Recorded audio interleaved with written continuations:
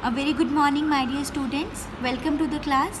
सो आज का हमारा चैप्टर है chapter number 3, the seed of truth. So basically before going to start the chapter हम वार्म अप एक्सरसाइज देखते हैं। वार्म अप एक्सरसाइजेज में बेसिकली क्या है, यहाँ पर आपको कुछ पिक्चर्स विजिबल हैं जो हमें बताती हैं कि हर एक पर्सन में, हर एक ह्यूमन बीइंग में गुड क्वालिटीज़ होती हैं, राइट। वो होती है ट्रुथ, सच्चाई, kindness, hope, faith and honesty. तो अब ये basically the seed of truth जो चैप्टर है वो हमारी ऐसे ही एक गुड क्वालिटी बेस है जो एक किंग और उनकी प्रजा के बेस बिहाफ पर है। So let's start the chapter. So it's read about a boy who was rewarded by the king for a special quality he had। जो हमारी ये स्टोरी है ये एक बॉय के बारे में है, एक छोटे बच्चे के बारे में है जिसे किंग की तरफ से रिवॉर्ड दिया गया था उसकी स्पेशल क्वालिटी के लिए। अब वो स्पेशल क्वालिटी कौन सी है ये हम इस चैप्टर में पढ़ेंगे। Long ago Gandhara was ruled by the just and good king Vidyadhar. His subjects were very happy, but as the king grew older, everyone got more and more worried. The king didn't have any children who could take over the reins of the kingdom after him. So बहुत साल पहले की बात है, गांधार जो है वो rule यानी कि शासन करते थे और एक बहुत अच्छे राजा थे। कहाँ के? विद्याधर, राइट। उनके जो सब्जेक्ट्स थे वो सब्जेक्ट्स मीन्स कि वहाँ के जो उनकी जो प्रजा थी वो बहुत खुश थी अपने राजा के साथ। लेकिन जैसे जैसे राजा की एज बढ़ती गई सब बहुत वरिड होते गए कि अब हमारी देखभाल कौन करेगा इस राज्य को और कौन संभालेगा। तो इस वजह से जो उनकी प्रजा थी वो दिन प्रतिदिन बहुत ज़्यादा टेंशन में हो गई थी। Now the king was an avid gardener. He spend a lot of time tending his garden, planting the finest flowers, fruit, trees and vegetables. One day, after he finished working in the garden, he proclaimed, I will distribute some seeds to all the children in the kingdom. The one who grows the biggest, healthiest plant within 3 months will become the prince or the princess. जो king थे वो एक Avid gardener थे। Avid gardener का mean है कि gardening में expert होना। वो अपना बहुत सारा टाइम गार्डन में व्यतीत करते थे। उन्हें प्लांटेशन करना बहुत पसंद था, flowers, fruits, trees, vegetables grow करना बहुत पसंद था, यानी कि गार्डनिंग उनका शौक था। एक दिन जब वो अपना काम ख़त्म कर रहे थे गार्डन का तो उन्होंने प्रोक्लेम्ड मीन्स अनाउंस किया अपने राज्य में कि मैं अपने सारे सीड्स, अपने कुछ सीड्स डिस्ट्रीब्यूट करूँगा कुछ बच्चों को, अपने ही राज्य के कुछ बच्चों को मैं कुछ सीड्स डिस्ट्रीब्यूट करूँगा। जो बच्चा उनको अच्छे से हेल्दी रखेगा, उनके प्लांट्स को बड़ा करेगा 3 मंथ्स की ड्यूरेशन में, उस बच्चे को मेरा पूरे राजा और राज्य दे दिया जाएगा। इट मीन्स कि उसे वहाँ का प्रिंस और प्रिंसेस बना दिया जाएगा। तो आप देख सकते हैं कि इसके अंदर वो बॉय भी हो सकता है और गर्ल भी हो सकता है। So next day there was a long line of anxious parents and children outside the palace. Everyone was eager to get a seat and grow the best plant. ये बात सुनकर सभी बच्चे बहुत ही ज़्यादा एंग्जियस हो गए, वरीड हो गए कि हम इतनी बड़ी रिस्पॉन्सिबिलिटी कैसे संभालेंगे, और सभी जानने के लिए उत्सुक थे कि वो कौन सा सीड होगा जो हमें बेस्ट प्लांट की फॉर्म में प्लांट करना है, राइट। अब Pingala a poor farmer son was among these children.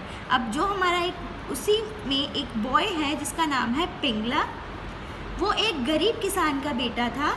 Like the king he was too fond of gardening and grew beautiful plants in the backyard. जैसे जैसे राजा को शौक था गार्डनिंग करने का वैसे ही इस बच्चे को भी शौक था। उन्होंने वहाँ से सीड लिए राजा से और वो एक पॉट में प्लांट कर दिए। उन्होंने उसकी बहुत केयर करी। Now next page. Some weeks passed and he plied it with water and manure, but the plant didn't appear. Pingla tried changing the soil and transferred the seed to another pot, but even by at the end of 3 months, nothing appeared. हफ्ते बीतते गए, वो boy उस plant की care करने लगा लेकिन उसमें कोई भी चेंज उसे नहीं दिखा। वो उसमें खाद डालता था, मिट्टी अच्छे से डालता था, लेकिन 3 महीने के बाद भी उसमें कुछ उसे परफॉर्मेंस नहीं दिखी। At last the day came when all the children had to go to the king to show the plant they had grown. अब वो फाइनली दिन आ गया जब सबको राजा के पास जाना था और अपने अपने काम की जो प्रेजेंस थी वो दिखानी थी। They started walking to the palace, dressed in their best, holding beautiful plants in their hands. Right अब जो बच्चे थे वो महल में गए, अच्छे से तैयार होकर अपने सुंदर सुंदर प्लांट्स को अपने हाथों में लेकर सभी महल में राजा के पास पहुंच गए। Only Pingla stood sadly watching them go by. Pingla's father had watched his son working hard with the seed and felt sorry for him. Why don't you go to the king with the empty pot? He suggested. At least he will know you tried your best. अब जो पिंगला था वो एकदम उदास अकेले खड़ा था और वो सभी को जाते हुए देख रहा था। इतने में उनके जो फादर थे उन्होंने उसे देखा और अपने बेटे को बोला कि आप क्यों नहीं जाते हो अपना खाली पॉट लेकर, एटलीस्ट राजा को पता तो चलेगा कि आपने इसके ऊपर कितनी मेहनत करी और अपना बेस्ट दिया है। तो ये पापा की बात सुनकर जो पिंगला है वो भी अपने सुंदर सुंदर बेस्ट क्लोथ्स पहनकर महल में चले गए।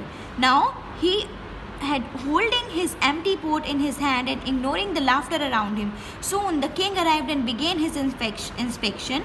The pots held flowers of different shades, beautiful and healthy, but the king did not look happy. At the end of the line stood Pingla, and when the king reached him, he stopped in surprise. अब राजा ने सब बच्चों को देखा कि सबके पास इतने सुंदर सुंदर ब्यूटीफुल शेड्स, अलग अलग कलर्स के हेल्दी फ्लावर्स हैं। राइट पॉट में सबके पास बहुत अच्छे अच्छे फ्लावर्स हैं। क्यों है कि आपने कुछ भी ग्रो नहीं किया? Next line, Pingla looked down and said, "Forgive me, Your Highness. I tried my best. I gave it the best soil and manure I had, but the plant would not grow. I am sorry, Your Highness. मैंने अपना best किया, मैंने इस plant को best soil दिया, best manure दी, लेकिन फिर भी कुछ भी ग्रो नहीं हो पाया। अब ये सुन के किंग के फेस में एक स्माइल थी। Now the king's face broke into a smile. He enveloped Pingla in his arms and announced, "Here is the crown prince. I had given everyone roasted seeds which would never grow, just to see which child was the most honest one and would admit he or she had not been able to grow anything. Only this boy told the truth. I am sure he will rule this kingdom one day with truth and honesty."